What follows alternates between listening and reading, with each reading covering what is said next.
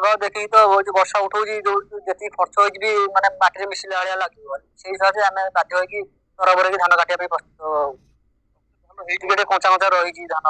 ଆଉ 10 ଦିନ ପାଗ ଶୁଖିଲା ହେଇଥିଲେ ଟିକେ ଭଲ ହେଇଥାନ୍ତା। ବର୍ଷା ସକାଶେ ବାଧ୍ୟ ହେଇକି ଆମେ କାଟିବାକୁ ବାଧ୍ୟ ହଉଛୁ। ଝିପି ଝିପି କାଲିଠୁ ଟିକେ ଟିକେ ହେଲେ ଆଜି ବି ଟିକେ ଅଧିକା ହଉଛି। ଆଉ ଆଗକୁ କଣ ହବ କହିହବନି, ପାଣିପାଗ କଣ କହୁଛି କଣ ନାହିଁ। ହଁ କମିଯିବ ଅମଳ ଆଜ୍ଞା, ବହୁତ କମିଯିବ। ତଥାପି ଯୋଉ ଧାନ ଆଉ ଟିକେ ହେଇଥାନ୍ତା 10-15 ଦିନ ସମୟ ଲାଗି ହେଇଥାନ୍ତା, ଜଲ୍ଦି କାଟିବାର ଧାନ ଟିକେ କଣ୍ଟା ହବ, ଟିକେ ଓଜନ କମିଯିବ ସବୁ ଖରାପରେ ତ ବର୍ଷା ଏମିତି ଲାଗି ରହୁଛି। ତେଣୁକରି ଅଛି ବାତ୍ୟା ଅଛି, ଯଦି ଆଉ ଆପରେ ଯଦି ବର୍ଷା ହବ ଧାନ ତ ନଷ୍ଟ ହେଇଯିବ। ଆଉ ଯଦି କଞ୍ଚା ପଚା ହଉ ଧାନ ମାଡ଼ ହଉ କିନ୍ତୁ କାଟିଦବା ଆଉ ନଷ୍ଟ ହେଇଯିବ, ଧାନ ଆଉ ଆଦାୟ ହେଇପାରିବନି।